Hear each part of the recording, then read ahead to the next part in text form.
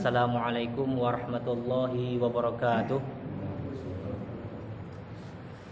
Innal hamdalillah nahmaduhu wa nasta'inuhu wa nastaghfiruh wa na'udzu billahi min syururi anfusina wa min sayyiati a'malina. May yahdihillahu fala mudhillalah wa may yudlil fala hadiyalah. Asyhadu an la ilaha illallah wahdahu la syarikalah wa asyhadu anna Muhammad 'abduhu wa rasuluhu, amma ba'd. Puji dan syukur marilah kita panjatkan kepada Allah Subhanahu wa taala, yang mana Allah Subhanahu wa taala kageberi kesempatan kepada kita bertatap muka bak malam yang berbahagianya, yang mana kadang kita goh kenal, alhamdulillah pada malam yang berbahagianya ka saling mengenal. Dan lun sendiri kadang perkenalan sedikit. Lun termasuk orang di sini wajib, yaitu ulung orang Samahani, ya tetangga anu Bangwan yang kerja di kantin Min Samahani. Ya, yang alhamdulillah lun barusan pulang dari Yaman, pernah mencicipi sekolah di Nanggro Yaman bersama dengan Ustadz Muhajir Rangka Alawa Muturi pada jamaah, dan Ustadz Yusri yang biasa mengisi di Masjid Sihom. Ustadz Yusri, jadi kamu seangkatan lah istilahnya, bareng kerjanya bareng-bareng. Jadi yang sekilas dari dan yang bacot tu yaitu tentang bak malamnya, yaitu sebenarnya Ustadz Afrizal. Jadi sebenarnya watelum merumpak Ustadz Afrizal lupa luna acara di Umardian, padahal agaknya geyugan tolon di masjid lu pada malam Rabu. Jadi agaknya tolong Ustadz lu akan berangkat umroh, ya kita berdoa supaya beliau mendapat umroh yang mabrurah, amin ya rabbal alamin. Jadi insyaallah lembaga usaha lain sibuk mendung katanya. Masih dra yang hana sibuk anu lagi pada. Ya alhamdulillah. Jadi akan tapi Senin yang minggu lalu gesembeh lun. Ustaz, kami sudah selesai bab istinja. Jadi di dalam tamam tiat ba'da isya di masjid Tuhan. Ingat lun buat tega pegah masjid lu. Ini info terbaru masjid Tuhan. Jadi ya mau gimana lagi ya, karena katanya ini baru dirintis, alhamdulillah jamaahnya ya antusias untuk mengikuti pengajian. Hana salah tanya sebagaimana hadis baligul anni walau ayat. Jadi yang menyampaikan walaupun satu ayat yang telah bermanfaat. Kadang memang sulit memahamkan orang yang 3 jam 2 jam, sulit, tapi getebih dari masjidnya getepe tikrak hikmah mantan, alhamdulillah. Lagi tanya istilah kita pernah bahasa Arab, mungkin anean teori je bahasa Arab. Tapi ketika keluar dari kelas bahasa Arab, ditepe sikrak mufradat mental yang tanya bersyukur. Karena dua orang ke 2 kerak 3 minggu, kada 2 kerak si bulan. Kan tapi menyatanya ada Mekah ni lo hanjut je bahasa Arab kali berno ke 2 orang. Enggak mungkin bisa dalam 2 hari.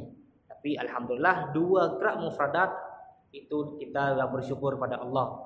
Jadi yang sekilas tentang kenapa kita bisa bertemu malam yang berbahagianya.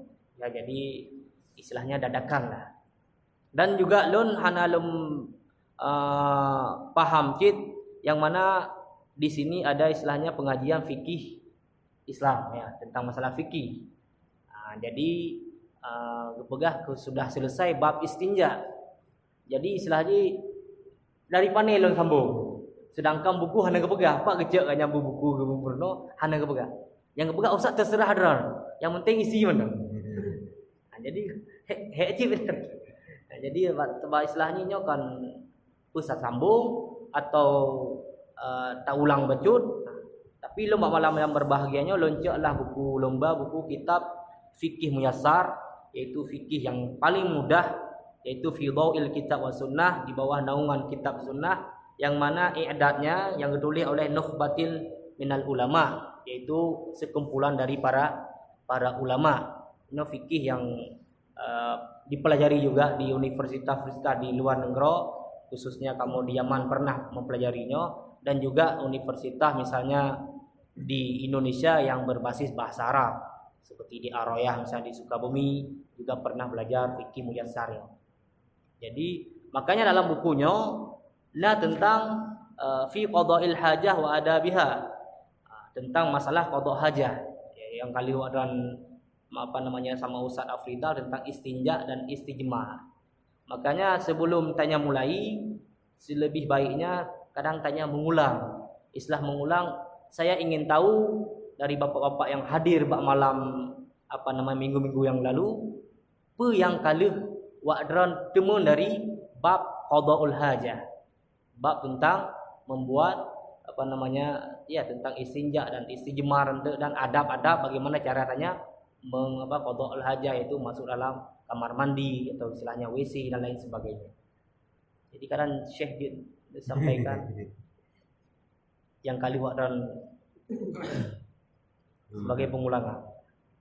Nah, jadi urang masalah qada' hajah. Ya untuk datang apa? Istinja, istitobat, istijmar. Iya. Istibra. Nah, masuk dengan adab istinja. Ketika habis mandu. Konsep saja berpadukan buat fikih muktamad ada Muhammad Ghazali kan. Fikih Islam wa Adilatu. Tentang kencing di air yang tenang kali situ. Selesai. Jadi nyoka selesai mandu. Alhamdulillah. Jadi bapak-bapak yang hadir yang satu istilahnya di kuliah pun satu wabak SKS selesai tentang judulnya tentang bab qada' al-ajab, ataupun tanya tajak bab baru yaitu babul rabi dalam bukunya ya, masalah fisiwak wa sunan fitrah yang kali tentang masalah fisiwak, tentang siwak ya. Siwak nanti tak jelaskan apa itu siwak, dari mana siwak, bagaimana cara katanya bersiwak dan lain sebagainya. Jadi disebutkan bahwasanya as-siwak huwa isti'malul 'udin aw nahwihi fil asnani awil lithah, yaitu siwaknya yang mana kita memakainya dan pohon ini terbuat dari pohon ud. Pohon udnya yang bahasa Indonesia apa dah kan? Sulit je tapi handan kalian di Aceh. Lun pernah kalian di Ar-Royah juga yang mana dia diambil dari pohon ud akarnya. Akar nanti kadang dan lu menurut lu paso contoh siwak, kadang yang jadi cogo kadang biasa ada Pak bisa dikasih nampak pada yang lain kalau ada bawa siwak. Nah, itu dia nanti di dalam dahan itu atau ranting penyanyian nyandekna lagi bule-bule sikat iga. Sikat gigi tanya. Tabaknya ke pohon mandu, hanya dah tiap pohon-pohon jati tak pegak siwak, nanti dia iga. Jadi bukan semua pohon yang bisa kita buat siwak. Jadi ada pohon khusus namanya dalam bahasa Arab ud. Di bahasa Indonesia ialah halul. Bahasa tempat ibadah pohon ud lah. Terkenal juga pohon ud atau pohon siwak. Dan dia diambil akarnya. Akarnya jadi bukan semua pohon. Walaupun saya pernah melihat orang Somalia, awaknya napa satu pohon hampir sama dengan pohon ud, tapi beda aja bulunya lebih keras. Dia tanya tika apa nanti kita pakai sulit karena ibu ego hana, tapi pas istilahnya sakitlah dikit. Tapi punya pohon ud yang disampaikan yang sering Nabi pakai itu alhamdulillah lebih lembut. Itu kadang biasa dijual-jual di tempat-tempat yang jual herbal kadang, ataupun masjid Coguh kadang sering dijual. Dia ada dua macam nanti. Ada yang rutop namji seperti basah, ada satu lagi kering. Dan yang paling sering Nabi pakai yang basah. Jangan kalau yang basah biasanya kalau dijual dalam plastik ya, dalam kresek dikemas laga. Tapi yang kering biasanya ya bloyu ya sudah kering. Tapi yang enak kita pakai yang basah. Itu di orang yang pergi umroh atau yang haji itu biasa ya. Pasti bawa pulang kadang untuk oleh-oleh. Kemudian di fil asnan yang dipakai di asnan, yaitu di gigi. Itu sama dengan sikat gigi.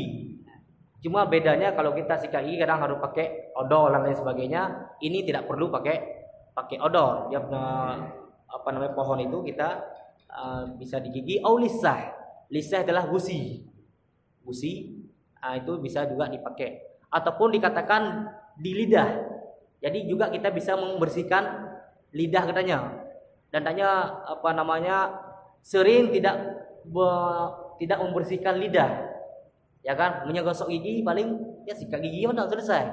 Padahal lidahnya perlu juga dibersihkan. Makanya kadang istilahnya walaupun ini bergurau para masyayikh misalnya orang-orang Arab juga, bahkan orang-orang di luar Arab kadang sulit makhrajul hurufnya. Sebab lidah hendak dibersihkan. Padahal di sini banyak kotoran-kotoran juga yang ada di bak lidah katanya. Bukan berarti gara-garanya, tapi istilahnya bisa jadi kita tidak bersih, sulit kadang mengeluarkan huruf-huruf bahasa Arab. Liizalah ma yu'alliqu bihima minal at'imah war rawa'i. Kepadanya bersiwak yang pertama untuk menghilangkan sisa-sisa makanan yang kita makan. Ini penting. Kemudian war rawahi yaitu bau mulut. Kadang tanya bagi yang merokok ya kan bau mulut. Bagi yang yang sering diam misalnya hanya begah-begah mau beje. Bagi yang makan makanan yang memang seperti durian misalnya dan pupuk dan itu juga bau mulut. Jadi perlu pakai siwak supaya katanya nanti ketika pergi khususnya untuk sholat tidak mendolimi orang lain. Kemudian asiwak masnun fi jami'il awqat, dan siwaknya merupakan sunnah kapan saja. Hana mesti harus kapan, dibolehkan kapan saja. Hatta shaim, sampai juga orang yang lagi berpuasa nya juga dibolehkan kita bersiwak. Walaupun nanti dalam madhab Imam Syafi'i menyakatru bagi orang yang berpuasa itu yang makruh, menyatakan bersiwak di atas jam-jam 8 ke atas, jam 11 jam ini itu udah jadi makruh. Tapi dikatakan dalam buku ini boleh kapan saja kecuali jangan berlebihan. Gara-gara bersiwak kadang istilahnya kali di kubik ibadah hanya melemahkan katanya. Jadi istilahnya sepantasnya lah kita bersiwak. Karena ada orang nanti yang udah berlebih-lebihkan tiap pak mentang gedang nak siwak. Dengan pegah abang orang juga bersiwak. Itu kita harus menjaga juga adat istiadat. Kadang mau salam dengan orang pun siwak baru salam tanya. Kadang nak kenang-kenang ayah liurnya jadi urun salam pun kadang kurang ini. Jadi kita harus juga menjaga bagaimana ada dengan orang lain. Jangan sampai dimanapun kita, walaupun tadi kita pegah tanpa ada waktu, dimanapun boleh, kapanpun boleh, tapi kita harus melihat adat istiadat yang lainnya. Kemudian kenapa? Li'anna Nabi sallallahu alaihi wasallam raghaba fihi targhiban mutlaqan. Dikarenakan Nabi paling senang yaitu bersiwak. Ya, bersiwak ini yaitu membersihkan gigi, gusi dan lain sebagainya yang ada dalam mulut. Kemudian dalam hadis Nabi sallallahu alaihi wasallam, as-siwaku mutahhiratul lil fammi mardatul lirabb. Bahwasanya siwak merupakan mutahhiratul lil fam, yaitu untuk membersihkan mulut, dan Allah meridhoi, Allah senang bagi orang-orang yang siwak. Kenapa? Karena Allah senang bagi orang-orang yang bersih. Allah senang bagi orang-orang yang bersih, yang bagus, yang menjaga kebersihannya. Karena kita sering mendengar an-nadhafatu minal iman, misalnya tipek wa binti-binti babnya baji, tapi kita kurang bersih. Kalau kita bandingkan sekarang negara Islam yang mana sering menghafal an-nadhafatu minal iman misalnya, atau at-tuhuru syatrul iman, tapi negara orang non-Islam yang lebih bersih. Misalnya kita pergi ke Jepang misalnya, itu sangat bersih. Apalagi paling negara Islam yang sangat bersih kita bilanglah Dubai misalnya, atau Qatar atau lain sebagainya, yang mana mereka itu dan bersih. Tapi kalau negara-negara apalagi negara utama yang mayoritasnya muslim, tapi kita lihat kurangnya kebersihan. Kita cuma menghafal tapi tidak mempraktek. Nah, salah satunya yang ini praktek tentang membersihkan mulut ya dari itu dengan bersiwak. Wa qala sallallahu alaihi wasallam, laula an asyqa ala ummati la amartuhum bisiwak inda kulli salatin. Jadi ketika ditanya mendengarkan bahwasanya Rasulullah sangat cinta, sangat senang untuk bersiwak, bahkan Rasulullah mengeluarkan hadisnya yaitu mengatakan ataupun bersabda, laula an asyqa ala ummati, seandainya tidak memberatkan umatku, la amartuhum bisiwak inda kulli shalah, saya akan menyuruh umatku untuk bersiwak sebelum dia solat. Jadi begitu Rasulullah kepingin orang-orang yang ingin solat itu bersiwak. Karena menyatanya tak kalam fakta jino. Ini khususnya yang mohon maaf bagi orang-orang yang kadang ini, khususnya orang-orang yang istilahnya bilanglah orang yang merokok. Itu kadang nafasnya itu ada bau lah, yang lain bau rokok. Kadang ketika kita solat, ada orang di samping kita, dia itu kadang tidak bisa mencium bau rokok itu. Bisa ada alergi atau lain sebagainya.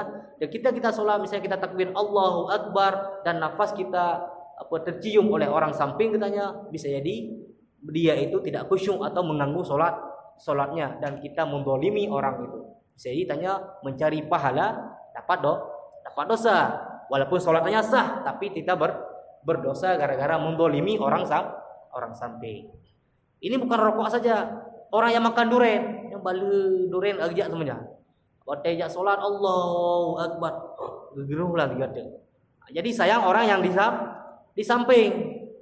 Apalagi kadang pernah orang gak kenang gak mesti gak geblo lah. Jadi teringatnya nyorengnya gara-gara nya payah blod. Jadi udah hilang kekhusyukan orang lain gara-gara bau mulutnya. Makanya dalam hadis dikatakan Rasulullah melarang orang-orang yang makan thaum yang bawang putih untuk mendekati masjidku, kata Rasulullah.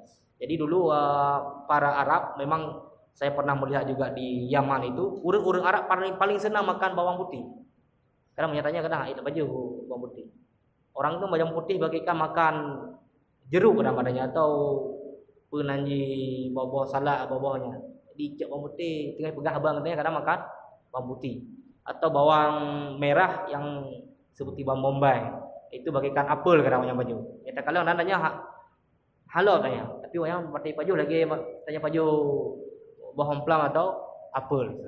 Makanya Rasulullah mengatakan jangan mendekati masjidku orang-orang yang memakan bawang putih. Bukan berarti tidak boleh makan bawang putih, tapi istilahnya mulutnya harus dibersihkan, karena bawang putih kita tahu sendiri menyana urun tagung penanji urun ceruh bawang putih, urun sampai rumah pasti istilahnya gara-gara bau bawang putih. Dan saya melihat sendiri di Arab memang orang itu paling senang makan bawang putih. Apapun mereka makan, daging itu pasti harus ada bawang putih. Dan walaupun itu juga jadi obat menurunkan kolesterol katanya, tapi dan bagus. Makan ayam, makan daging, pokoknya pasti sediakan bawang putih. Boleh itu udah di blender dan lain sebagainya, pasti bawang putih.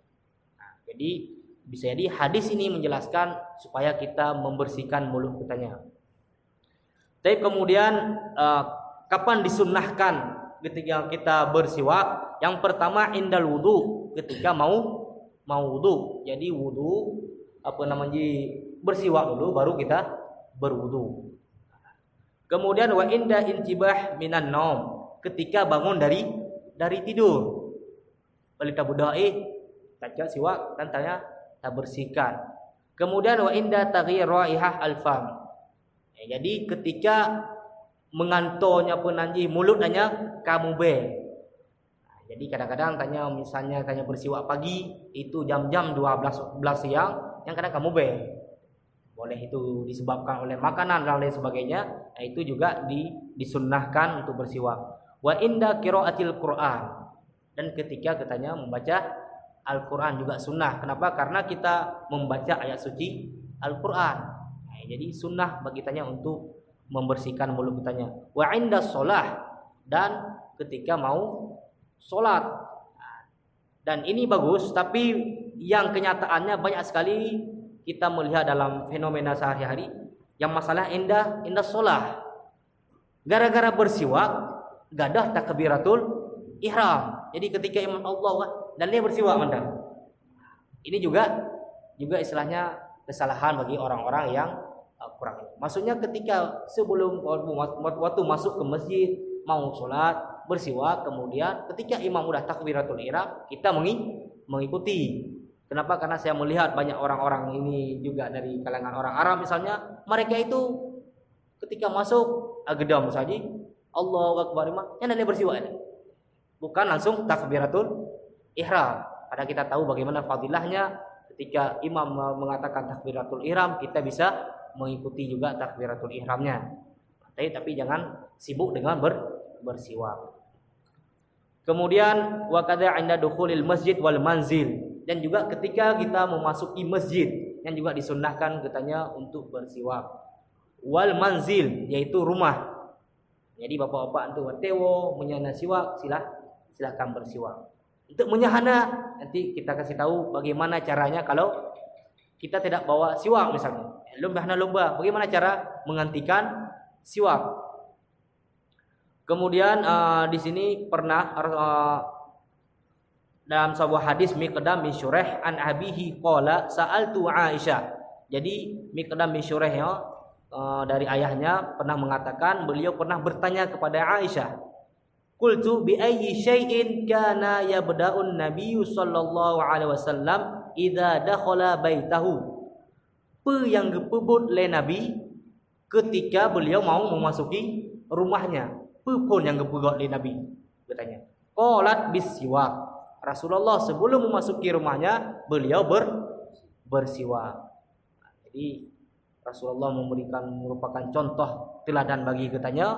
Jadi beliau sebelum memasuki rumah bersiwak dulu. Ini karena banyak sekali hikmah kalau kita secara logika. Misalnya yang pertama kita menghadapi seorang istri kegepreh katanya. Waktu tanya assalamualaikum, nafasnya sangat wangi dan istri pun senang. Dan menyenangkan orang itu kan dapat sedekah. Kita bisa menyenangkan orang itu dapat sedekah bagi kitanya. Jadi ini salah satu hikmah kenapa bisa jadi Rasulullah bersiwak dan lain sebagainya, yaitu merupakan sunnah Nabi Sallallahu Alaihi Wasallam. Kemudian juga disunnahkan ketika tulis sukut, ketika tanya kadang treta diam, orang menyahan pegah habajit itu juga bau mulut seperti orang puasa misalnya, duduk yang nggak ngomong, itu juga bisa bau mulut, apalagi dari penamji dari fajar tanya berpuasa sampai mau berbuka, jadinya bau mulut dan juga disunnahkan untuk bersiwak. Kemudian tentang hadis bahwasanya Rasulullah sallallahu alaihi wasallam sering bersiwak ketika bangun dari tidur, yaitu dalam hadisnya idza qama minal lail yashusu fahu bisiwak. Jadi Rasulullah sallallahu alaihi wasallam ketika bangun dari tidurnya, jadi beliau yashusu fahu bisiwak. Beliau mengikat ataupun menggoyangkan giginya dengan siwak. Istilahnya mengikat gigi kalau bahasa kita, itu yashusu fahu bisiwak. Yang tentang kapan disunahkan bersiwak. Kemudian pementonjuk tanya siwak yang pertama yang tadi saya sampaikan, yaitu at-tasawwuk bi'audin ratbin, yaitu siwak yang basah boleh atau yang kering, akan tapi Rasulullah sering pakainya yang basah. Basah memang lebih bagus daripada yang kering. Tapi kemudian wala yajrah fam, dan tidak melukai mulut. Sebagai ternyata begah bono istilahnya tiga atas sampai gadah gusi-gusi kan betul. Dan jadi jangan, santai saja sesuai dengan kemampuan masing-masing. Bagaimana tanya mangati. Jadi anak istilah kadang tak ayu siwak bak orang lain kan sulit je. Dikaran tiga atas. Jadi tanya sesuai dengan ini bisa menghilangkan kotoran yang ada dalam baigo tanya, ya alhamdulillah. Kemudian dan ini merupakan takarrub ilallah. Juga ini mendekatkan diri kepada Allah Subhanahu wa taala. Kemudian ada beberapa fawaid yaitu tentang adanya siwak. Yang pertama annahu mutahidatul lil fam fid dunya mardatul lirra fil akhirah. Yang pertama faedah hikmahnya yaitu sebagai yang tadi disampaikan Bono, mutahidatul lil fam, yaitu bisa membersihkan mulut katanya. Jadi abah tanya yang mana makanan semuanya masuk bisa dibersihkan fid dunya mardatul lirra fil akhirah, dan Allah ridha bagi dalam ketika hari akhirat bagi orang-orang yang mengikuti sunnah Nabi sallallahu alaihi wasallam. Fayambaghi lil muslim an yata'ahad hadhihi sunnah, dan diharuskan, walaupun ini tidak wajib, tapi dianjurkan bagi orang muslim supaya katanya selalu mengikuti sunnah Nabi. Salah satu sunnah yang tanya sebutkan menom.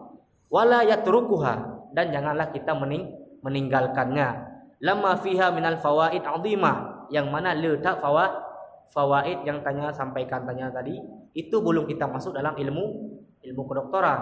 Siapa tahu di sini ada orang-orang yang paham tentang kedokteran, itu sangat banyak berfaedah tentang masalah mulut.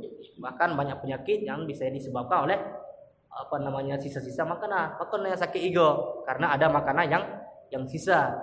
Padahal kita tahu sakit igo itu sangat sakit, menyana urang sakit igo kadang menyana orang pegah abai sampai tapoh ngaurang atau tadeu ngaurang. Jadi kenapa kita bisa sakit gigi? Itu disebabkan juga gara-gara katanya kurangnya bersiwak, kurangnya membersihkan gigi ataupun gusi katanya. Kemudian juga faidah-faidah yang lain, yaitu dengan bersiwak yuqawi asna, penanjih dipekreh igo katanya. Jadi pakon ino letak orang leploton harus pakai gigi palsu. Kapaya pakai penanjih iga palsu yang mana harganya ada 2 jutaan atau 3 jutaan, itu dikarenakan itu juga kurangnya bersiwak. Padahal Rasulullah sudah memberikan contoh yang bagus, dengan kita bersiwak itu bisa menguatkan gigi katanya. Kemudian wa yashuddul litha, dan juga mempekreh iga katanya bak gusi. Jadi gusi katanya insyaallah kuat, dan iga juga kreh, punya gusi kreh kadi jepit iga katanya insyaallah itu tidak akan goyang. Ino maka iga pertama macam ka goyang. Kenang macam ka sakit iga. Kenang penanji punya zaman kadang kuih bau katok ino. Kadang anak-anak mi ino tidak berani lagi makan kuih bau katok. Yang kuih yang sering biasanya orang-orang meninggal ya. Bau katok tekat tidak iga. Kenapa? Karena gigi kita tidak kuat lagi gara-gara tidak kurang membersihkannya. Kemudian juga kita bisa membersihkan suara. Di sini disebutkan faedah yang di suara katanya, ketika kita membersihkan seperti tadi membersihkan lidah dan lain sebagainya, itu juga bisa memperjelas suara katanya. Kemudian wayang syutul abad, dan memberi hamasah, memberi semangat bagi seorang hamba. Jadi kadang-kadang bisa jadi juga gara-gara katanya tidak bersiwak tadi lemah katanya, ataupun merasa kurang bergairah pada orangnya. Tapi gara-gara bersiwak bisa memberi semangat yang baru. Kemudian yang saya sampaikan boleh juga siwak ini diganti dengan sikat gigi. Ustaz, dah hana lembloh, hana nempak bloh Ustaz, hana kedai yang jual siwak. Juga boleh dengan sikat gigi walaupun tidak sama. Ya, siwak lainnya yang terbuat dari pohonan tadi, sedangkan sikat gigi kita tahu sendiri yang dari penanji gagangnya, dari buat penanji dari atom atau penanji bulu-bulu, yaitu bisa kadang beda di antara siwak dengan sikat gigi. Kemudian Ustaz, bagaimana kalau saya menggabungkan antara siwak dengan sikat gigi? Dan itu lebih bagus. Karena kadang bisa jadi siwak itu tidak sampai dalam penanji lungki-lungki hantruk siwak. Dan dengan sikat gigi kan lebih teruk. Itu boleh kita menggabungkan dua. Misalnya di rumah pakai sikat gigi, ketika dalam perjalanan kita pakai siwak, dan itu lebih bagus. Karena ada sebagian orang cuma memakai siwak, itu kadang ada sebagian misalnya di liku-liku igo tidak bisa tersampai, misalnya hantruk, watek, tak gesok. Jadi itu pun lebih bagus kita menggabungkan dua, itu lebih bagus, yaitu pakai sikat gigi dengan siwak. Tapi kemudian bagi orang-orang yang mana kadang lupa membawa siwak, misalnya ketika tadi kita mengatakan berwudu, jadi di sini Ali bin Abi Thalib mengatakan dibolehkan juga kita pakai jari. Dan Watailun Ubaid belum pernah melihat orang-orang Syiah kadang ketika berwudu kadang gosok-gosok dengan jarum. Walaupun itu kita bilang kurang membersihkan, tapi istilahnya karena kita kepingin mengikuti sunnah tadi, yang mana kita tidak ada siwak, itu juga dibolehkan karena Ali bin Abi Thalib pernah menggosok biyadihi yumna aw yusra fal amru bi hadzal wasi'. Jadi pernah menjarinya gosok iganya punanya ketika ingin berwudu, dan itu juga dibolehkan.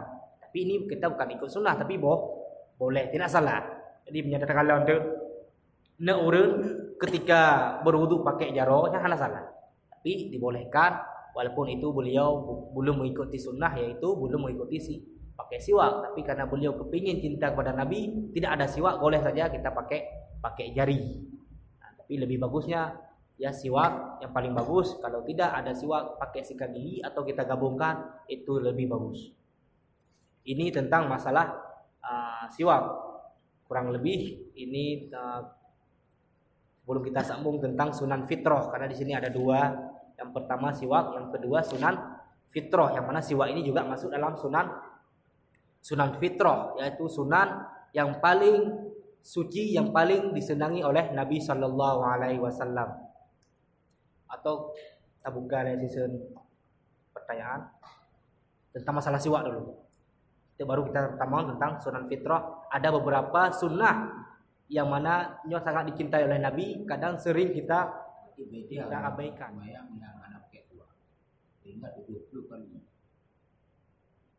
Beda faedahnya, pahala.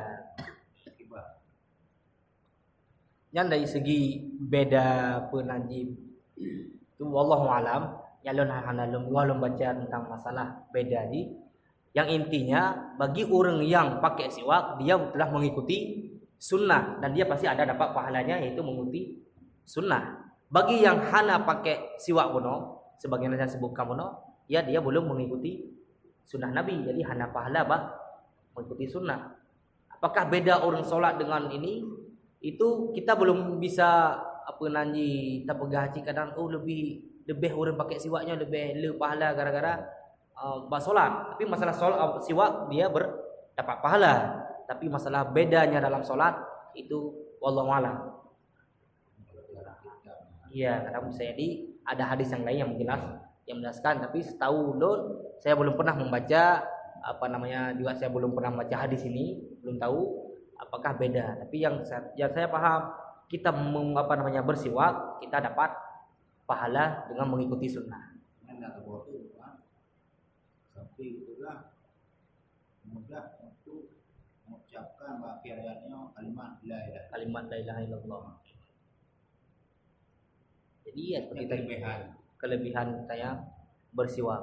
Memang Rasulullah Sallallahu Alaihi Wasallam sebelum meninggal, jadi beliau pernah meminta siwak. Jadi ketika Abdullah atau siapa yang masuk sahabat, ketika sahabat itu lagi bersiwak, Rasulullah memintanya, tolong berikan siwak. Jadi sebelum Rasulullah meninggal, beliau ingin bersih, hanya bersiwak, baru beliau meninggal. Jadi ketika beliau sakit, ya setelahnya berapa menit lagi sebelum meninggal, beliau pernah meminta siwak. Karena beliau terang nggak ada lagi siwak di badannya, jadi itu dikasih punya saya lupa nama sahabat Abdullah antara Abu Bakar, dikasih itu dipatahin, dikasih setengah untuk Rasulullah, dan Rasulullah bersiwak. Itu maksudnya begitu banyaknya fadilah. Bisa jadi seperti Bapak bilang tadi tentang adanya hadis memudahkan kita mengucap la ilaha illallah. Itu bisa jadi ada hadis yang kita harus juga melihat hadis itu apakah kuat atau dhaif ataupun sahih atau ini sebagainya, karena ada hadis itu ada banyak tingkatan. Ada hadis mutawatir, yaitu tidak ada keraguan bagi hadisnya. Kemudian ada hadis sahih, ada hadis hasan, ada hadis dhaif. Ini pun kita perlu mengkajinya. Tapi kalau yang intinya dalam hadis sahih, Rasulullah sebelum meninggal pernah bersiwak. Beliau meminta dari sahabat tersebut untuk beliau membersihkan mulutnya sebelum beliau berjumpa dengan Rabbnya. Itu yang hadis sahih.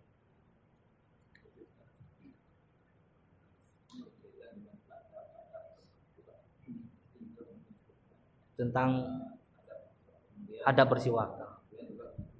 Bersihkan mulutnya sebelum beliau berjumpa dengan Rabbnya. Itu yang hadis sahih. berkaitan dengan adab-adab dalam bersiwak. Mungkin juga menyentuh dengan adab bersiwak. Kemudian juga menyentuh dengan kesucian. Jadi memakai siwak hanya batas waktu lagi juga dalam hadis Nabi. Jadi menyentuh dengan kesucian. Nyo lah tengok karena mungkin yang biasa pakai siwak, nyo bukan dalam selagi pakai bandu pakai siwak. Cuma boleh kejelasannya. Lagi juga benar bisa jadi dia tanya tabudah dari tak pakai siwak. Otomatis mungkin mulut tanyanya bau. Dalam keadaan mulut bau, mungkin kesucian baik dari air mulut atau hidung tanya nyo mungkin dalam keadaan kotor lah selagi. Dalam pemakaian hal-hal lainnya, apabila dalam keadaan kotor, terpaksa dalam balung itu dah bawa dalam salah. Apakah nyo hal-hal lainnya menyangkut dengan kesucian, apakah dibenarkan atau tidak? Kemudian yang kedua, siwak dalam awal masa Nabi nyo dah katanya bagno gak anjurkan, bak katanya mengikuti sunnah. Bak jamun Nabi bukan nak pakai selain siwak untuk membersihkan diri karena menawat jamunnya tanya mungkin dengan perkembangan teknologi. Jadi ini takkan siwaknya untuk membersihkan, sikat gigi juga untuk membersihkan. Jadi bak jamun Nabi bukan nak selain siwak. Ya, tentang yang pertama tentang masalah haji tadi ada tanya bersiwak.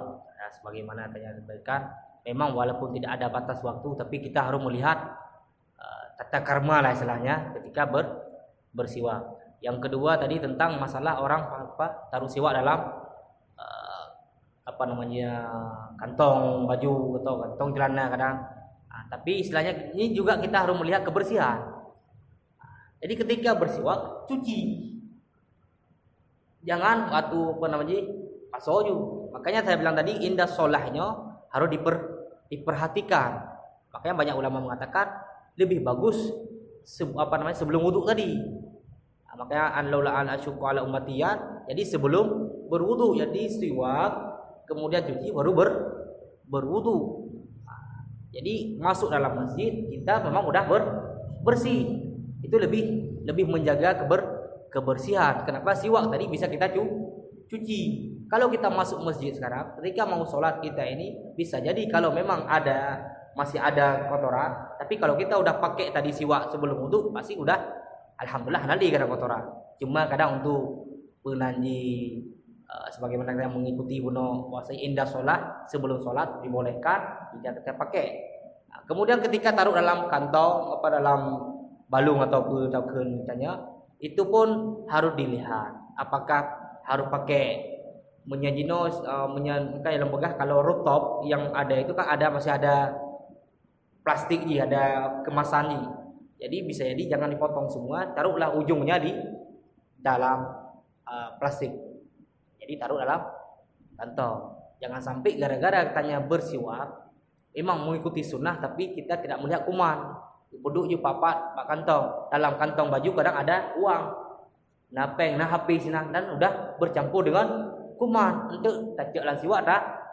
Tanyalah. Jadi kuman di sini bakteri yang ada dari uang dan yang duit yang pakai dalam kantong bisa diidap. Jadi ingin membersihkan ternyata masuk penyakit yang baru yang juga harus diperhatikan. Tapi intinya ketika bersiwak tolong siwak itu ujung siwaknya harus dicucikan. Kemudian tentang masalah apakah di masa Nabi ada selain siwak atau lain membersihkannya. Dan ini wallahu alam kita belum tahu, khususnya saya belum tahu tentang apakah ada cara lain selain adanya siwak. Kenapa? Karena siwak tadi kita tahu terbuat dari pohonan aud dan itu memang banyak di daerah Arab, bahkan di Indonesia kadang ada tapi saya nggak tahu apa bahasa Indonesia. Kan Bapak tahu itu pohon aud, pohon siwak. Biasanya kadang orang-orang sering keceguh dan paham tentang pohon itu. Karena lu tiga yang dalam kalan pohonan di hotel di Sukabumi dari pula dalam di pesantren, ini adalah pohon siwak. Jadi itu pun akarnya bukan pohon ataupun ranting, akarnya yang siwak terbuat dari. Kemudian modelnya bagaimana? Nah, itu pun kalau zaman Nabi kita juga belum pernah melihat bagaimana model yang.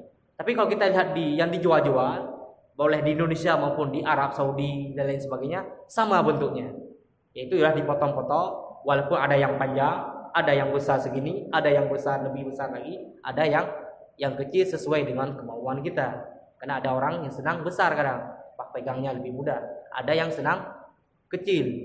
Nah, kemudian bagaimana cara, makanya saya bilang tadi kalau kita kadang praktek siwak itu kadang ada sebagian sisa-sisa makanan sulit, kadang minyak tasuk kadang sulit. Tapi bisa jadi alhamdulillah dengan kemajuan teknologi adanya sikat gigi. Tapi kalau ditanyakan boleh nggak kita ganti siwak dengan sikat gigi, itu apakah mengikuti sunnah? Yang pertama kalau untuk membersihkan iya, tapi beda keutamaan siwak dengan sikat gigi. Bahkan dikatakan ranting siwak ini juga itu merupakan obat. Itu penanji yang bulu-bulu siwak itu juga bisa jadi obat. Bahkan ada sebagian para ulama ketika bersiwak hanya ludah langsung ke penanji bule yang juga Islam itu. Dan itu juga katanya untuk untuk pengobatan juga jadi obat. Beda dengan bulu sikat gigi, nyana tahun. Jadi harus Pak dokter dan harus di kalau puyannya dalam perut. Jadi beda.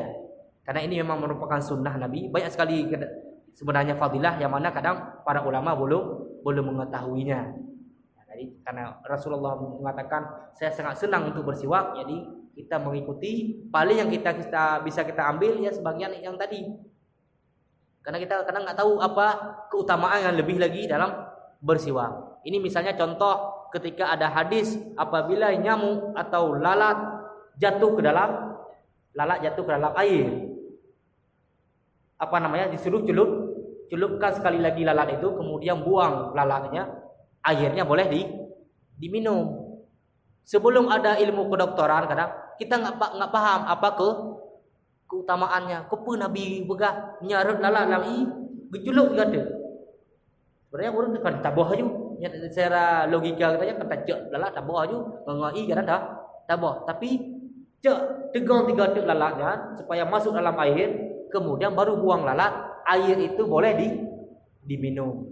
Ketika diteliti, di sayap kiri lalat itu adalah racun, di sayap kanan ada penawar racun. Nah, makanya kenapa Rasulullah menyuruh supaya dicelupkan sekali lagi, supaya ketika racun masuk ada penawar. Sebab tanya ada apa? Lalat benar apa saya perut menyeret sayap kanan ya alhamdulillah ada penyakit, cuma menyeret sayap kiri ya tak kena penyakit tanya. Itu faedahnya. Oh ustaz no jijik ustaz karut lalat, ubahi nyan kembali kepada diri orang masing-masing. Ada masalah, tapi istilahnya boleh kita minum air yang perut lalat dengan cara ditudukkan. Itu sebagian faedah yang kenapa Rasulullah menyuruh kadang menganjurkan seperti yang tanya sebutkan benar. Nah, jadi masalah siwak kuno bisa jadi letak faedah yang lain yang mana tanya kadang tidak bisa digantikan dengan benanji teknologi walaupun sudah ada pembersih gigi yaitu dengan sikat gigi dan lain sebagainya.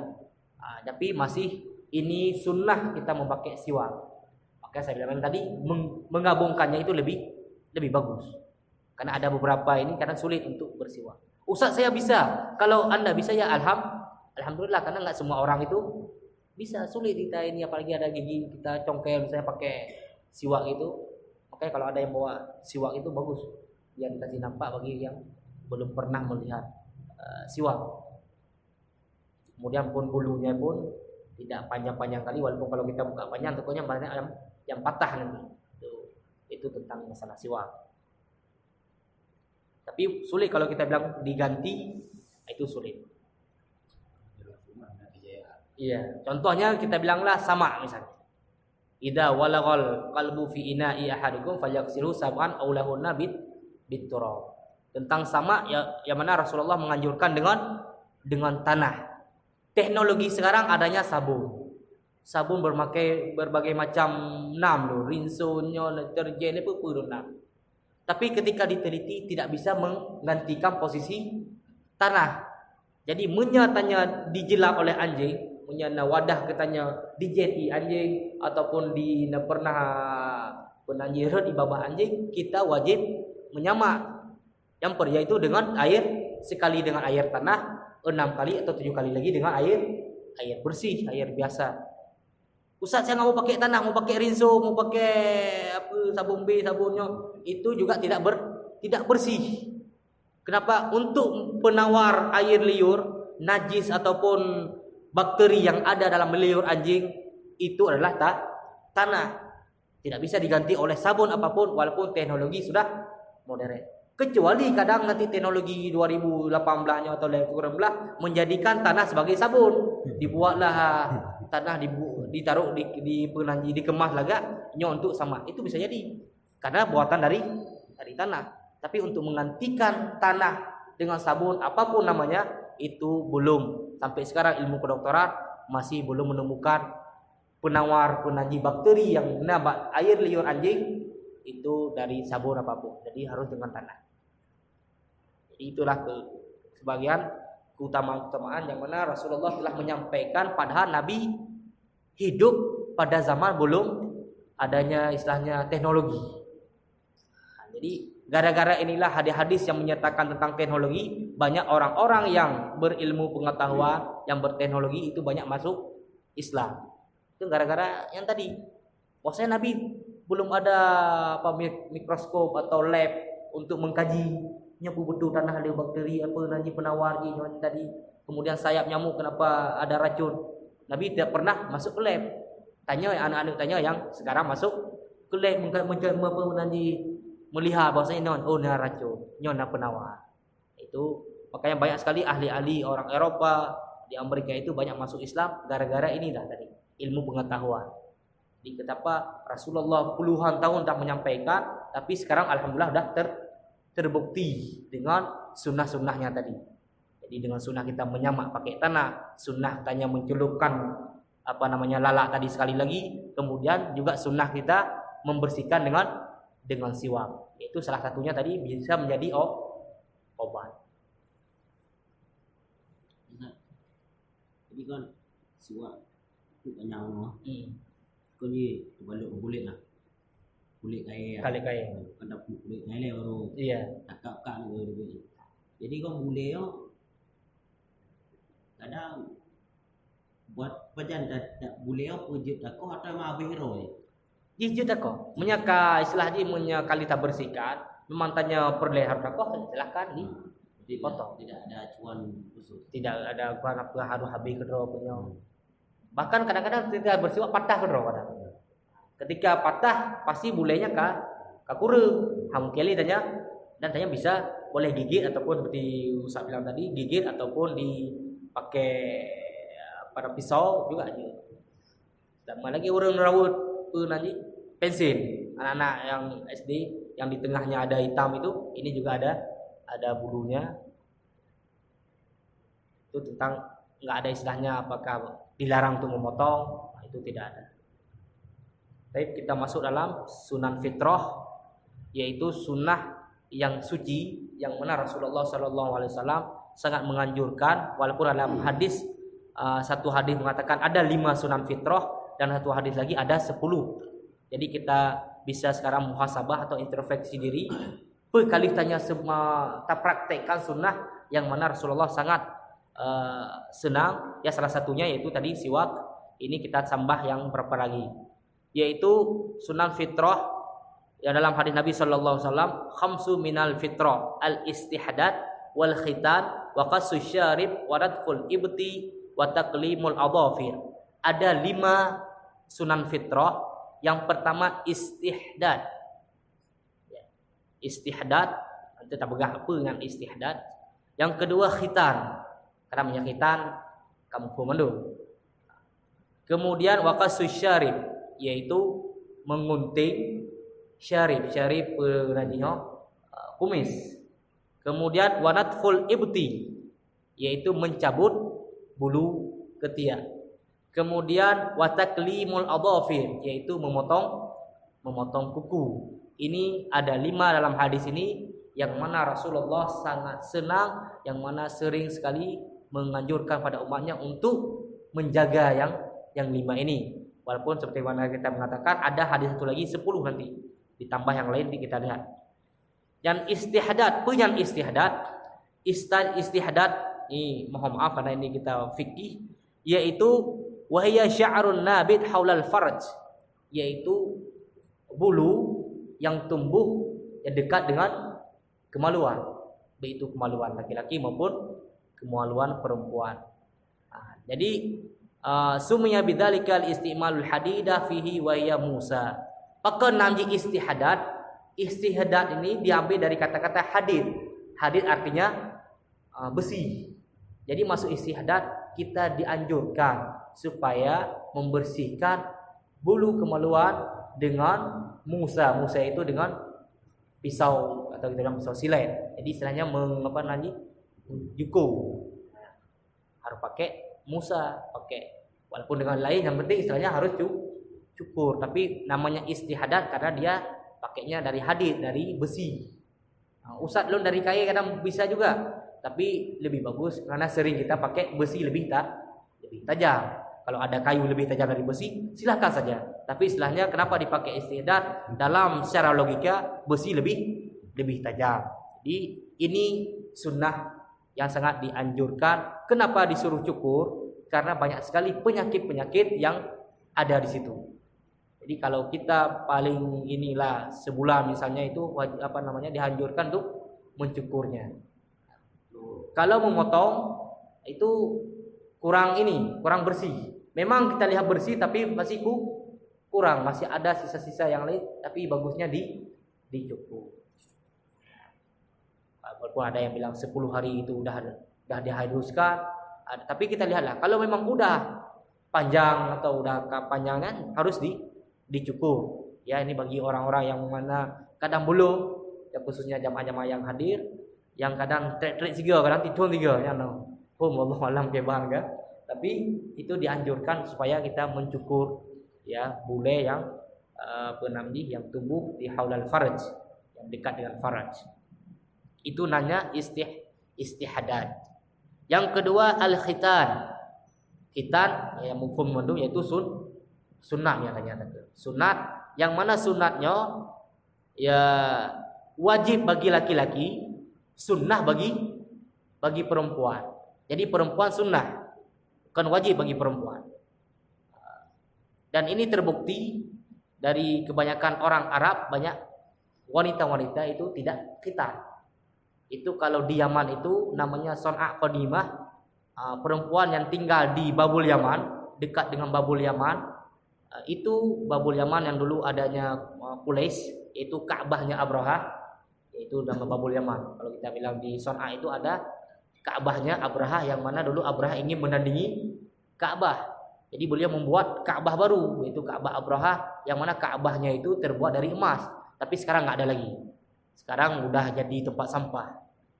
Itu memang, tapi ada tulisannya ini Quraisy, namanya Quraisy, tapi itu dibuang sampah.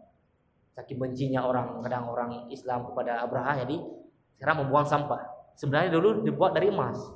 Tapi kalau kita istilahnya kalau kita bilang tidak menjaga sejarah, seandainya ada kan bagus kita melihat ini punya Abraha. Tapi sekarang nggak ada lagi, cuma pagar aja tapi ada namanya, tapi nggak ada lagi bekas di mana Ka'bah Abraha, misalnya bentuknya gimana kita tidak tahu. Saya sudah pernah sekali di situ melihat, tapi nggak ada apa-apa ya lagi. Nah, itu kebanyakan yang saya tahu dari komunikasi dengan orang Yaman, orang-orang wanita di situ tidak khitan. Kemudian apa keuntungan misalnya khitan bagi laki-laki dan khitan bagi perempuan? Kalau perempuan, khitan itu yaitu untuk mengurangi syahwat. Jadi anak khitan itu syahwatnya lebih tinggi. Apalagi yang hidup di daerah-daerah seperti di Arab itu, kalau perempuan tidak khitan itu lebih tinggi. Makanya kalau kita lihat makanan orang Arab, itu dalam makanan mereka itu taruh, kalau kami bilang itu itu apa namanya, kalau kita makan itu kayaknya nggak selera lagi kita makan. Dia bulat-bulat sebesar ini enggak. Nah, bagi orang-orang yang pernah lihat, atau saya di jamaah tabligh pernah taruh buah apa namanya bulat-bulat. Kalau kami bilang itu kalau kita lagi makan enak dari ayam, wadah dekatnya nih gadah rasa. rasa. Itu katanya untuk mengurangi syahwat. Kenapa dalam makanan orang itu ditaruh itu untuk mengurangi syahwat tadi. Nah, jadi ada kebanyakan orang Arab perempuannya tidak dikhitan. Kenapa? Karena khitan untuk perempuan adalah sunnah untuk mengurangi syahwat. Bukan Ustaz, tapi mereka nggak mengikuti sunnah. Enggak, dikatakan bahwasanya istilahnya sunnah di sini bukan berarti mereka itu tidak mengikuti sunnah, tapi dibolehkan, tidak boleh juga tidak khitan, cuma untuk mengurangi syahwat tadi. Ya, tapi kita bagi perempuan. Tapi bagi laki-laki wajib.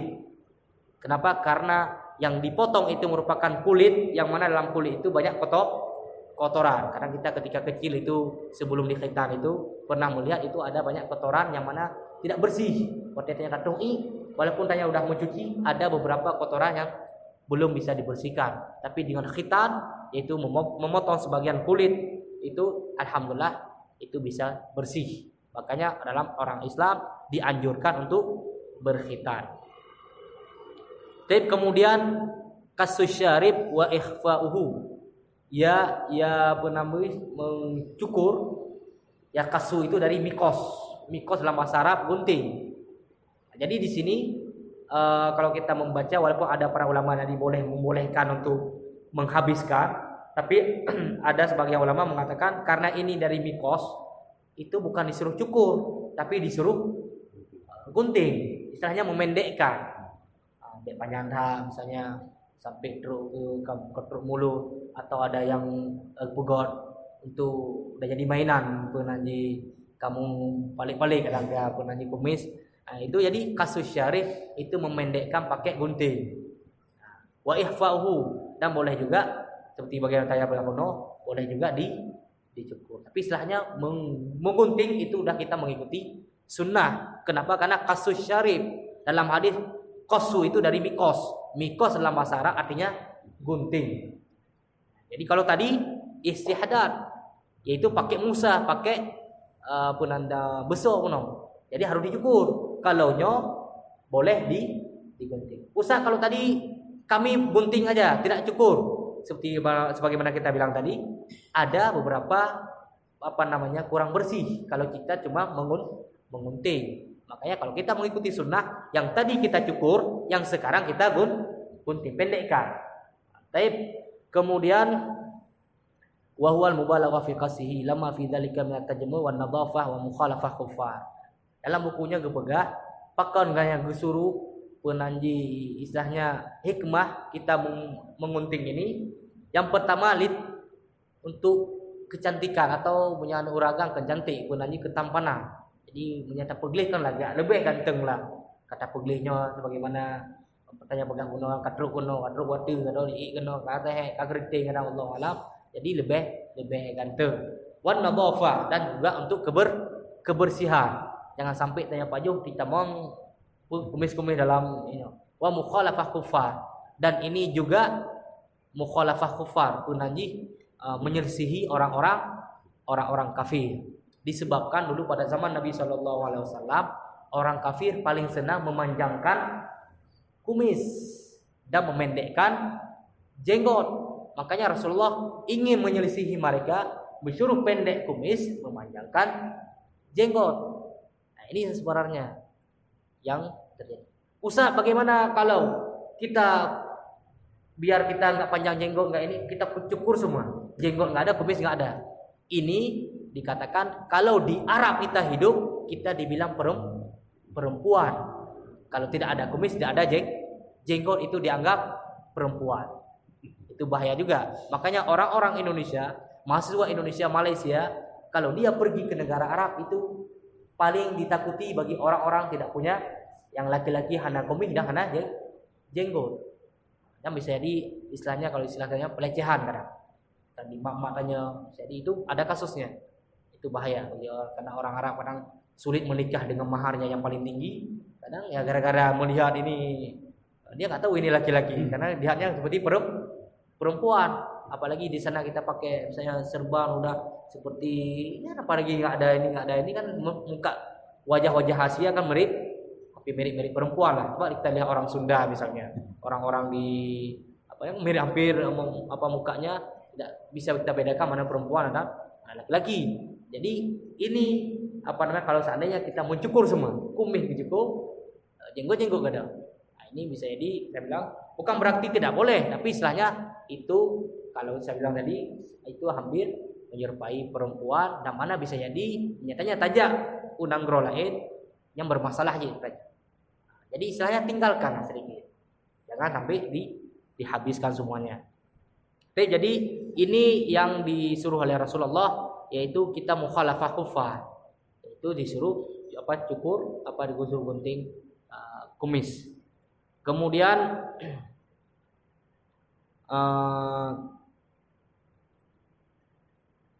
sebagaimana kita bilang tadi dalam hadis mengatakan khaliful musyrikin waffiru liha wa akhfu syawarib. Dalam sebuah hadis dikatakan kita harus menyelisihi orang-orang musyrik, yang mana di sini waffiru liha, tinggalkanlah istilahnya tinggalkanlah jenggot. Ustaz, saya nggak ada jenggot. Kalau nggak ada ya gimana lagi? Saya udah beli obat-obat. Kalau dulu apa istilahnya di Nampuri itu apa? Bang Nagoya dulu kan. Itu udah taruh, itu nggak ada lagi. Bawa kemiri ke apa nanti? Kalau entek lo, hai itu mau cik Ustaz. Itu udah nggak ada lagi. Kita udah usaha tapi memang nggak tumbuh. Gimana lagi? Tapi istilahnya kalau ada satu kan tinggalkan aja. Makanya ada orang bilang ini apa? Lihya sunnah katanya. Satu aja. Baik, jadi kalau memang kita walaupun sedikit, yang banyak alhamdulillah, yang banyak pun harus bersih. Tidak ada kalau orang jenggot kamu buta-buta ya, saat ini kan sunnah. Itu memang ada jenggot sunnah, tapi kita harus melihat kebersihan. Maksudnya makanya nanti ketika berwudu pun lihyah itu harus dibersihkan. Ini harus dibersihkan itu penanji jenggot. Bagi tanya lo yang banyak ada masalah. Bagi yang kadruk penuh, yang ini harus dilihat kebersihan juga. Jadi bukan berarti udah lihat jenggot panjang kali, bahkan kadang tapi drop sapu ya, nah itu juga harus dilihat. Makanya nanti ada satu hadis yang mana mengatakan, walaupun ini banyak di para ulama berselisih, ada yang mengatakan kalau udah panjang sekali boleh dipotong satu genggam. Itu walaupun nanti ada para ulama mengatakan hadis itu ada ini lah istilahnya, ada ini dan sebagainya. Tapi istilahnya untuk kebersihan. Kalau kita melihat hadis itu intinya itu kebersihan. Kenapa? Nanti takutnya ketika banyaknya jenggot kita kurangnya membersihkan, dan itu kita pandangan orang kadang kurang bagus. Jadi kita harus menjaga juga kebersihan. Kemudian wa aufu syawarib, dan pendekkanlah atau kurangilah syawarib, itu kumis. Nah, jadi kumis ini tolong dipendekkan dan dirapikan istilahnya. Silahkan kalau mau cukur silahkan dibolehkan juga, tapi kalau memang ingin memakai gunting itu juga tidak masalah. Tapi ini tentang masalah yang ketiga. Kemudian yang keempat, taklimul adhafir, yaitu memotong kuku. Ini banyak sekali kita lihat, kadang ada khususnya anak-anak muda sekarang yang mana mereka itu memanjangkan karena itineukan ataupun semuanya. Ini bukan sunnah dari Nabi Sallallahu Alaihi Wasallam, karena Rasulullah disuruh potong taklim. Makanya dalam gunting kuku dalam bahasa Arab namanya miklam. Jadi taklimul adhafir, memotong kuku sampai bersih, jangan ada sampai ada makanan. Jadi jangan sampai katanya pajuhku ada sisa-sisa bakteri dalam kuku katanya, itu bisa membuatkan kita sakit. Sebenarnya kalau kita mengikuti sunnah Nabi itu alhamdulillah kita tidak akan tertimpa dengan penyakit. Walaupun penyakit itu menghapuskan dosa, tapi kalau kita mengikuti sunnah insya Allah kita jauh dari penyakit. Bahkan seorang ulama itu 20 tahun beliau tidak pernah sekalipun kena penyakit namanya pilek. Kenapa? Karena beliau sering sekali ketika berwudu istinsyak, memasukkan air dalam hidung. Kemudian istinsa, gebah namanya istinsa. Masukkan dalam hidung itu namanya istinsyak, gebah nama istinsa. Baik alif tamah na gebah li tak uleh. Wah, kageruk hanya tambah bintang-bintang gitu, rumah. Jadi masukkan kemudian buang lagi. Dan ditambahkan dengan tangan kiri lebih bagus. Jadi beliau tidak pernah kena penyakit pilek. Jadi hana dia punya penyakit pilek. Kenapa? Karena beliau sering mempraktikkan sunnah istinsyak. Makanya kan ketika berwudu karena bagah-bagahnya berkumur-kumur mentah teman-teman panjang juga. Jadi kemudian jangankan ini membersihkan hidungnya. Padahal kita tahu membawa motor, tajak ngaki itu banyak debu di jalan dan di hidung-hidungnya. Makanya kalau kita mengikuti sunnah, alhamdulillah kita akan jauh dari berbagai penyakit. Ini contohnya ini taklimul adhafir. Ketika kitanya memotong kuku, insya Allah tanya juga terhindar dari berbagai macam penyakit. Kemudian sebagaimana saya sebutkan, ini yang terakhir, yang kelima adalah natful ibti, yaitu itu mencabut. Jadi bulu ketiak itu bukan dicukur atau bukan digunting, karena orang gemodi pada kepelaga. Nah, itu bukan yang kalau bisa, ini walaupun Ustaz saya nggak bisa, itu lain lagi ceritanya. Tapi kalau kita melihat hadis ini, natful ibti, yaitu dicabut. Maka penyantau Ustaz mencabut sulit. Nah, itu boleh kalau kita bilang itu udah ad-darurah, menyebab darurah lain lagi. Tapi kalau masih bisa dicabut, itu kita udah mengikuti sunnah Nabi. Cara cabut silahkan bagaimanapun, boleh pakai alat mencabut ataupun sebagian kalau ngalung pakai sulasi bajaro pudu tarik. Nah, itu caranya itu beda-beda. Atau dicabut manusia jangan Allah malah. Nah, ya, jadi ya ada doa pegah, yang penting intinya dicabut kalau bisa. Kalau tidak bisa kita masuk dalam bab darurat. Jadi ada kapan nyanta dari ubi hantan genyo. Jadi waktu kedepu hadisnya Ustaz, jadi tabut tinggal kita praktek juga. Bisa jadi berdarah atau ini sebagainya. Jadi pulang. Orangnya jetiun hang salah. Sebagaimana tanya tapai kamu no, tikrak je mufradat hana masalah. Orangnya Ustaz do cabut dua alhamdulillah. Tinggal wali mano tarik dan jadi sampai bersih. Ini kadang yang paling banyak ditinggalkan oleh jamaah-jamaah yang mana kadang boleh jadi belum tahu ataupun sudah tahu tapi ada hal-hal yang lain gara-gara mengkarak tabi mano jadi lupa. Tapi intinya watai kebano kadang mudah. Dan juga ini dilihat dari watai di dalam masjid gedung darinya. Nah, jadi kan melihat juga kita ada istiadat di ben pudu. Tengok pegah abang orang dari. Jadi kan kurang ini tata karmanya kurang. Nah, tapi makanya kalau saya sendiri itu sering ketika waktu mandi kadang masih mudah mencabutnya tapi ya sebagaimana kita bilang tadi, kalau memang sulit ya dibolehkan atau dikerok silakan. Tapi kalau dikerok kadang nanti tumbuhnya lebih lebat, kadang lebih lelah. Ya lagi kumis seandainya tanya tidak kerok dari ubin, orang anak kecil sudah dewasa ada kumis dipotong aja pakai gunting, kadang tumbuhnya tidak hana dah hana kru kumis masih lembut. Tapi gara-gara tanya bawa teh dah kau nak dicukur pun. Yang pentingnya benda cukur kadang hilang bulu mata. Jadi ketika dicukur ini, ketika tumbuh kru. Ini pengalaman jadi kru. Bakang kru ada nama kumisnya. Yang kena balung berdu. Gara-gara dicukur. Yang takoh menggunting dari ubin, alhamdulillah nanti ini bisa dipraktek. Ada orang-orang tua yang punya anaknya, coba tes saja anaknya jangan dicukur tapi disuruh potong. Sampai dewasa pun dia akan ya hanali kayak gitu aja pada kumisnya. Ini yang 5 dalam sebuah hadis dikatakan sunnah yang suci, yang mana ada 5 sunnah yang mana Rasulullah sangat menganjurkan pada umatnya untuk ya membersihkan atau mempraktekannya. Salah satu yang saya sebutkan tadi ada 5 ya. Kemudian ada satu hadis singkat saja yang mengatakan tambah 5 lagi. Yang pertama siwak, udah saya sampaikan dari bab pertama tentang masalah siwak. Yang kedua istinsyak.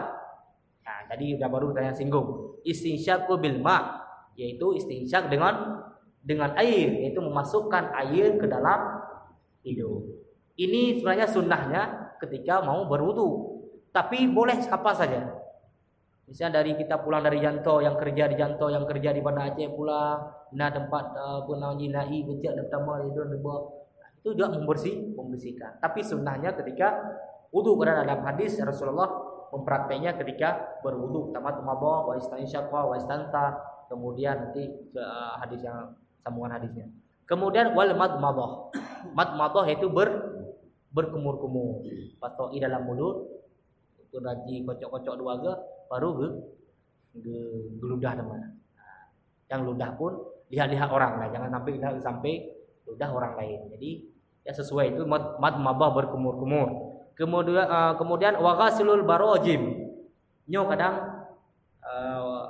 jujur saja banyak sekali orang yang lupa. Waghasilul barajim yaitu mencuci lungki-lungki apa nanti nyo, ukenya, apa nanti jari-jari. Kadang-kadang orang ketika wudu langsung kadang nyo tino gitu. Nyo ada kenal langsung ini. Itu kejarau kena binatang. Ini jarang dicuci dan ini paling banyak bakteri sebenarnya. Makanya Rasulullah menganjurkan ini juga dicuci. Makanya ketika berwudu ini tolong karena ini juga termasuk dari tangan.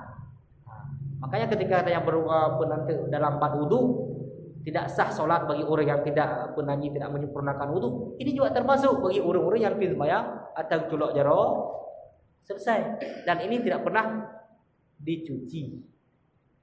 Bisa jadi kena hana kenang punya hana kenang batal wudu, usah kenang. Okey, punya kenang mantap, alhamdulillah tidak batal wudu, tapi masih ada berbakteri dan lebih bagus kita ini digosok-gosok. Ini namanya mencuci, memang dicuci. Punya ini itu kan kenang dah nanti dicuci kan harus digosok biar ini bersih. Jadi sering kadang orang lupa padahal. Jadi ini juga sunnah waghuslul barajim. Wahya aqdul latifi duhuril asabi. Kemudian yang terakhir yaitu istinja. Yang mana istinja kali kita baca malam yang sama Ustaz Afridal. Jadi ada 5 lagi tambahan. Yang pertama siwak, kemudian istinsyak, madmadah, ghuslul barajim dan istinja. Yang 5. Yang 5 poin yang tanya bang, istihdad, al-khitan, kemudian natful ibti atau yang pertama dulu kasul syarib mengunting kumis, kemudian natful ibti mencabut bulu ketiak dan tabatuk taklimul adhafir yaitu mengunting kuku. Ini disebutkan dalam sebuah hadis yaitu qalat, ini tentang hadis Aisyah, qala Rasulullah sallallahu alaihi wasallam asyru minal fitrah, ada 10 ya sunnah dan suci. Yang pertama qasul syarib, yang pertama yaitu mengunting syarib tadi, wa ifaul lihya, dan juga termasuk ihfaul lihya yaitu ya memanjangkan atau meninggalkan lihya, istilahnya meninggalkan, biarlah jangan diganggu gugat, dipotong di ini di itu, tapi kita harus melihat kebersihan tadi. Wasiwak yaitu dengan bersiwak, wa istinsyak alma yaitu dengan istinsyak, wa qasul adhafir yaitu juga memotong kuku, wa ghaslul barajim, wa natful ibti wal halqul anah yaitu dengan khitan, wa intiqasul ma yakni istinja ya nyo yang tiplu.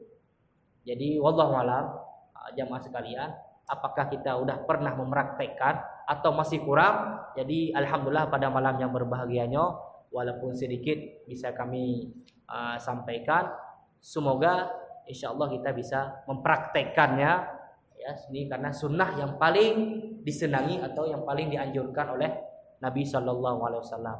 Karena apabila kita mengikuti sunnah Nabi, yang pertama ya dapat pahala, yang kedua insyaallah kita terjauh dari ya kalau yang sunnah ini ya dari segala penyakit. Karena kalau kita lihat inilah tempat-tempat yang ada bakteri bak jarau katanya ada 2 bau di kuku dan di barajim dan tampiknya. Kemudian di penanji bak muka katanya di syarib. Kemudian di bawah katanya ada khitan tadi. Kemudian dalam mulut katanya ada madmadah. Kemudian dalam hidung katanya ada istinsyak. Jadi insyaallah kita sudah terhindar beberapa penyakit, khususnya pilek, kemudian penyakit yang ada dalam mulut dan lain sebagainya. Baik, sekarang kita tajuk wate tanya jawab sedikit lagi sebelum kita tutup.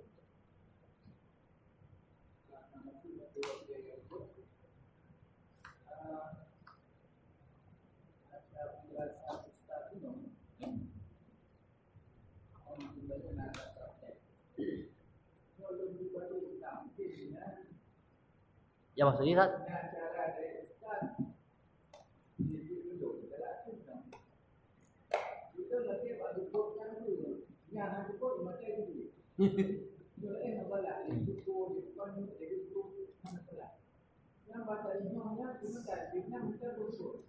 Iya.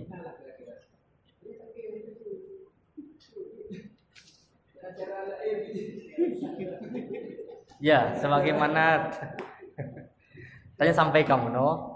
Kalau tanya ya karena khususnya kalau tanya dari Ustaz Iban cara Ustaz, lo alhamdulillah karena lo tepa hadisnya semenjak lo dewasa.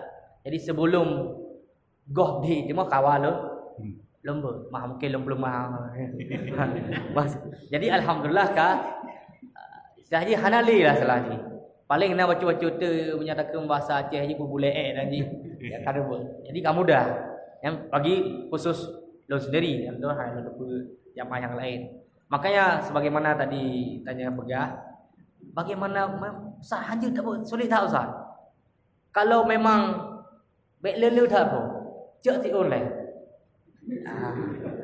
Hanya je Ustaz. Yang hanya makanya saya bilang tadi masuk bab ad-darurah. Kadarurat gimana begot? Ya terpaksa menyahnya kata krok. Pun anji tak cukup. Kan tanya orangnya. Jadi misalnya bersih. Tapi punya kadang menyati orang dah tak sakit. Tapi sulit je usah gimana cara nak minta tu. Jadi istilahnya ya caranya kan yang tak mungkin dah buat orang kan sakit. Tapi punya kedua orang ini betul macam-macam kali tu. Tapi jangan sekaligus urangnya babih modong sak kena depa hadisnya ke praktek je. Ipa ini matang oi. Ido itu beda. Jangan. Jadi istilahnya kita usaha. Jadi kalau bapak nanti bisa praktikkan satu alhamdulillah. Besok bisa lagi satu lagi alhamdulillah. Yang paling pak le dah lain leblo. Mon leblo ro habis. Jadi pak.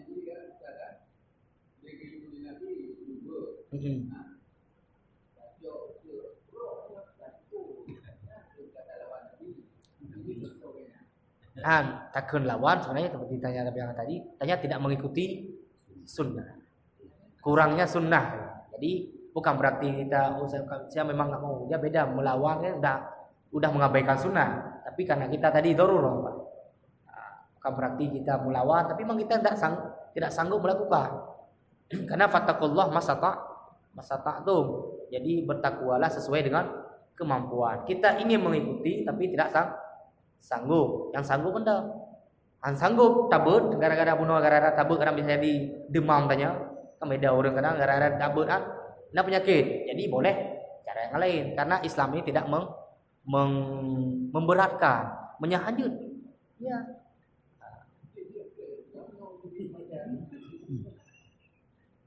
Nanti coba tes sedikit le. Menyala tak tepi mata. Pukul macam mata itu tepi Ustaz. Macam tu. Utak tiga mata itu tepi. Ya, jadi itu dah rukhsah bapak boleh. Silakan cukur. Mau bagi usaha kena tangguh. Haram salah ya. Tiga aduk mandung. Jeru boleh. Tapi dengan cara yang lain bagaimana itulah kita begah pun nanti hatu wajib ya. Tu pakai mesin yang kena alatnya. Jepit-jepit kadang tiun. Makanya lagi banyak lemegah lagi ngolo yang lem kalot dipakai selasi yo jaro. Udah jaro tarik udah. Yang kau iri mata apa. Jadi ini belum pernah kalon tapi menyalon praktek sendiri sering ketika mandi misalnya mandi tertariklah dua orang jadi ataupun tak kalah mbak cermin saya mantan yang panjang-panjang yang pendek kadang sulit yang baik demah kan tertarik jadi alhamdulillah kadang habis dan ini juga bisa jadi gara-gara ini ada bau makanya kadang orang mantap umum 25 untung kabe ada pebe pada dadang samping mube be tubuhnya itu bisa jadi dari keringat yang bercampur dengan bulu ketiak tadi apa namanya mube usah ke pakai Rexona misalnya ke pakai pula istilah di punya itu paling bisa bertahan berapa jam lah padahal tanya tak catok belang tak jak lama enggak ada haji lah ke penanji obat penanjinya yang namanya obat paling bertahan cuma berapa jam. Jadi intinya itulah untuk membersihkan. Ya, jadi Bagaimana caranya itu coba. Tapi kalau masalahnya saya Ustaz nggak bisa, saya cukup pakai melawan Rasulullah, insya Allah tidak melawan Rasulullah, karena kita udah usaha tapi memang sudah tidak bisa, itu tidak dikatakan kita, kecuali kita mengingkari Pak Nena hadisnya yang hanya Pak Nena. Nah, itu kita baru namanya melawan. Tapi kalau kita praktek ya silahkan dipraktek. Tapi ada yang di sebelah sini kadang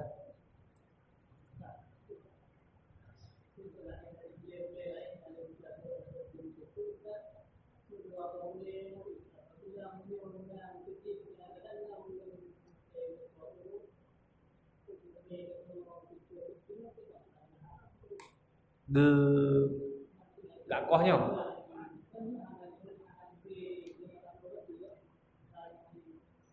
Yang pertama, ketika kita bilang haram maupun nanjinya harus ada dalil. Itu yang intinya. Tanya tidak kenyo haram kalau tidak ada dalil. Yang kedua, kita harus tahu dulu kupeganya pati kepegah gegoh. Usah untuk lagi Ustaz yang mana jamu ada membelok-belok lagi gunung ini ke depan. Ya kan? Jadi kan ada istilahnya, kita harus tahu dulu kupeganya ge penanji ge akoh boleh kuning yang mana ini pada banyak kali faedahnya. Yang gadah boleh tanya hanya tak debit, kan hanya guna orang. Biar tabuh spidol. Jadi bagi-bagi namanya hal patih de praktek kedon kau kita beli. Nah, jadi dan ada lemah ada orang kecuali pakai penanji topi. Nah, itu kalau dia ingin istilahnya ulun kukuhnya gara-gara melihat di TV arti-arti pakai, itu udah dosa. Kenapa? Karena dia man tasyabbaha biqaumin fa huwa minhum. Jadi barang siapa yang menyerupai suatu kaum maka dia bagian dari kaum tersebut. Nyatanya gara-gara katanya galak atak ke pemain bola misalnya, galak atak ke artisnya ke naudzubillah min dzalik, tanya tak pegok pemain bola misalnya boleh kena pai wadah tak pegok je tanya. Tanya udah menyerupai suatu kaum, jadi tanya bagian dari kaum tersebut. Tapi kadang bisa jadi orang kadang kok gara-gara ada penyakit misalnya, itu dibolehkan karena tamam benar dari bab darurah kuno. Nah, jadi kita lihat dulu. Tapi dalam sunnah tidak dianjurkan disuruh potong, disuruh kerok, dipelagak, dipulagak, itu tidak dianjurkan. Tidak ada dalil satupun supaya kita menyuruh dipelagak oleh beliau ataupun beliau, tidak dianjurkan. Coba cilak itu ada dalil yang hadis yang lain, cilak itu bahkan yang tabuh cilak untuk menerangkan penglihatan. Nah, jadi inti hikmah, salah satu hikmahnya, walaupun dalam hadisnya hanya pegahnya, tapi ketika diteliti orang yang pakai cilak yang untuk mudah. Makanya meno tubuh cilak kadang gara-gara untuk menghitamkan lagi pun lagi boleh mata kan mudah untuk melihat. Mau menyagadahnya sulit melihat. Nah, jadi itu salah satu, makanya ketika Rasulullah mengatakan ini sunnah, itu ada faedahnya. Itu salah satu faedahnya, bisa memperjelas penglihatan bagi orang pakai cilak. Akan tapi tanya tidak boleh berlebih-lebihan juga. Baik gebuh cilak ni tak penuh pun nanti lagi punya orang kem pun nanti, apalagi pakai hitam lagi sana tu, kalau lagi burung handu pun ada. Nah, itu udah berlebihan. Tapi istilahnya pakailah sesuai dengan kebandannya galak maksudnya, jangan sampai berlebihkan lah. Ka urang kalang ka aneh. Tanya tempatnya haji tidak boleh memakai sesuatu yang aneh-aneh yang dipandang orang lain. Nah, misalnya tanya biasa di Aceh pergi sholat misalnya, boleh celana pakai sarung atau lain sebagainya. Tak ada pakai yang lebih aneh, pakai baju-baju yang mana bajunya menguhu deh terus likut lagi orang pengantin pun haji. Itu udah aneh, itu tidak boleh. Kita pakai baju-baju seperti itu, ini lebih aneh. Tapi kita memakai sesuai dengan keban dalam keadaan di tempat tersebut. Menyatanya pakai baju koko misalnya, atau di sini udah biasa dengan pakai jubah, silahkan ya pakai, hana masalah. Tapi jangan membawa sesuatu yang aneh, kadang keban baju-baju yang tidak layak dilihat sama orang. Baik walaupun Ustaz menutup aurat Ustaz, iya, tapi itu kurangnya kadang.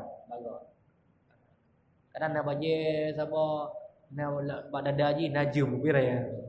Tinggal lekuk nyempul. Nah, jadi kan udah kurang jadi perhatian orang, apalagi dibawa dalam sholat. Makanya nanti pakaian, walaupun ini kita nggak masuk dalam bab pakaian, itu juga perlu dijaga pakaian dalam sholat. Sampai pakaian tanya pakai dilikut dengan Quran. Orang dengan Allah Akbar baca Quran. Nah, kan banyak sekarang orang pakai baju yang ada banyak tulisan. Jadi jangan sampai baca Quran dah cukup di warung kopi, baik dalam sholat dengan baca Quran. Jadi itu juga harus ini. Dan ketika kita orang lain membaca baju yang tanya pakai, itu salah satu kitanya juga telah mendolimi orang lain, karena menggugat. Ya. Orang itu memang salah dia, kita lebih salah gara-gara tanya. Ustaz kan kalah haji nak tanya baca, saya pakai, jangan pakai pada baca. Jadi Allah Akbar kalau mah budaya kena. Karena dah foto yang kena. Jadi kan apalagi ini mau pilkada kan banyak tersebar baju-baju ada foto. Sampai dah foto budaya gitu. Allah kalau. Jadi harus dilihat juga pakaian. Ya, jadi tip atau tambahan pertanyaan sebelum kita tutup. Ada yang ini? Kalau nggak ada kita tutup.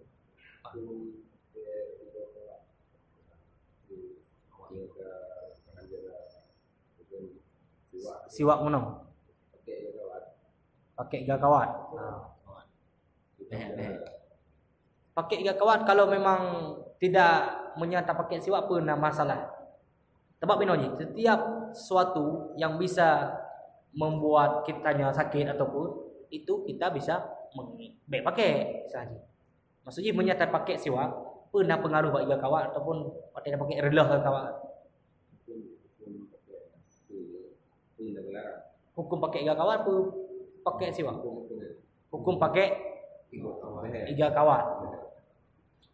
Wallahu a'lam bishawab. Yang saya tahu itu tidak ada larangan.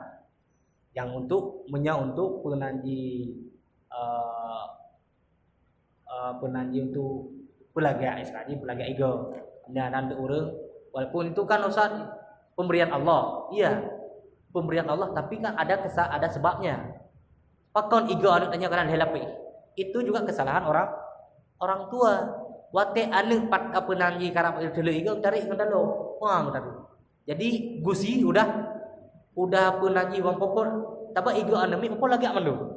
Coba lihat aja anak-anak kecil yang baru tumbuh gigi susu yang mandum lagi.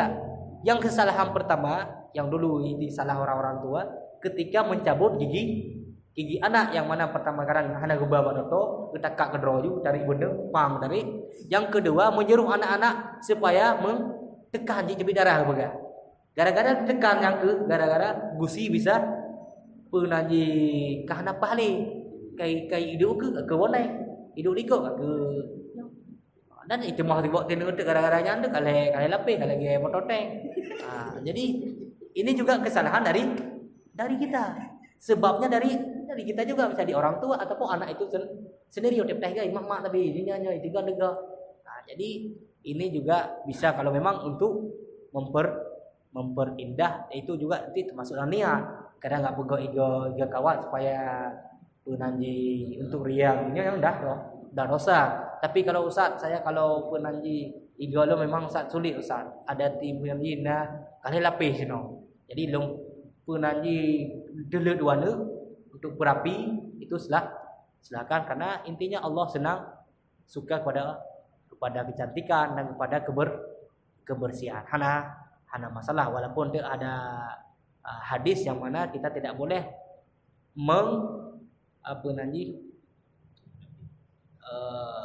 tentang penciptaan Allah hanya ganggu sesuatu yang diciptakan oleh Allah. Itu harus dilihat dulu. Yang memang ada hadis itu misalnya tidak boleh yang laki-laki kita ganti menjadi perempuan. Kalau penanji kelamin laki-laki agak perempuan itu kan memang udah melanggar syariat. Tapi ada sesuatu yang lain tidak melanggar syariat. Misalnya ini orang hana jaro, gebuh jaro palsu. Ustaz yang tanyakan kan harus pemberian Allah hana jaro. Nah hana jaro kita gebuh nya. Ibang minta rezeki, ibang penanji lain sebagainya. Jadi dengan teknologi canggih tadi kita boleh memakai jaro palsu atau kaki palsu. Bukan berarti kita itu kan kita dah menciptakan sesuatu Allah belum ciptakan misalnya. Tanya kalau jo akihana, jadi tanya harus pasrah. Iya memang pasrah, tapi kita harus cari sebabnya, cari bagaimana hikmahnya. Dengan nak akih kadang tanya bisa melangkah ke masjid, mungkin hanya tak ayu buat tapi ubah, dan itu juga memberatkan orang lain. Jadi dengan akih palsu tanya bisa ke masjid. Jadi itu kembali kepada niat orang yang pakai tiga penuh, dan itu tidak ada pengaruh dalam agama apakah itu haram apa itu. Setahu saya itu tidak haram, dan saya belum mendapatkan hadis yang melarang ya, khususnya dalam gizi. Karena dalam usul fiqh dikatakan al aslu fil asya ibahah. Setiap sesuatu itu pada dasarnya itu boleh. Jadi mandum tanya sebenarnya di dunia itu boleh, kecuali ada dalil yang mengharamkan. Dan dalil yang haram itu tidak banyak. Paduk. Ya Al-Quran paduk yang diharamkan. Yang diharamkan istilahnya makanan, babi, anjing, wi paju juga le. Kuda aja paju. Lumau aja paju, kubur aja paju. Yang haram cuma dua. Tapi orang berlomba-lomba dalam haram.